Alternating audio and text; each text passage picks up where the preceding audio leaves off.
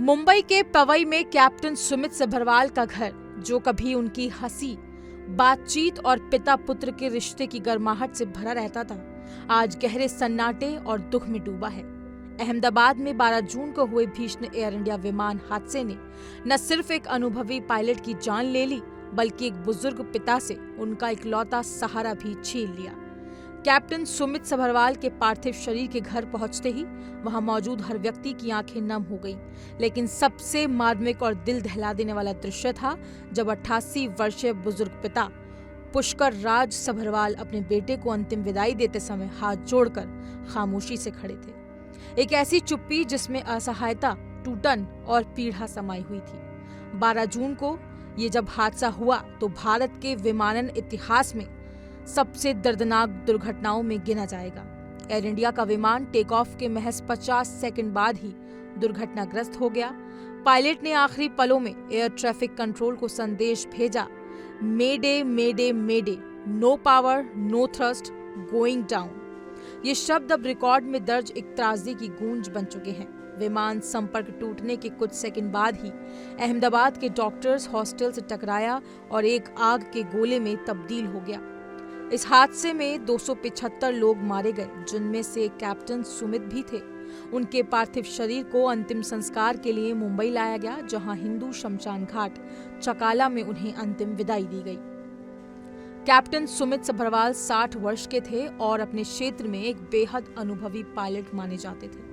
उनके पास 8,200 घंटे से अधिक की उड़ान का अनुभव था।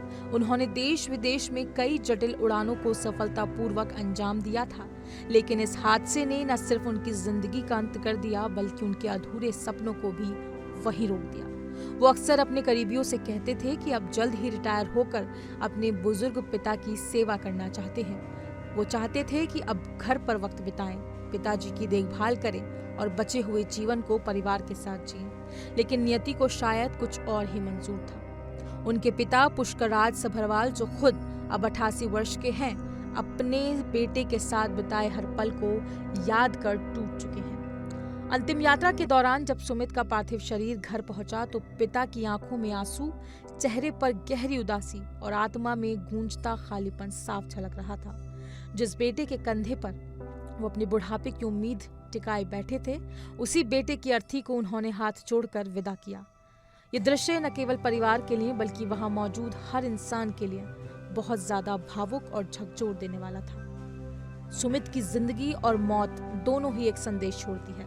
कभी कभी जिंदगी इतनी अनिश्चित होती है कि सब कुछ होने के बावजूद हम कुछ नहीं कर पाते। एक अनुभवी पायलट जो सैकड़ों यात्रियों की जान की जिम्मेदारी उठाता था, अचानक खुद हादसे का शिकार हो गया।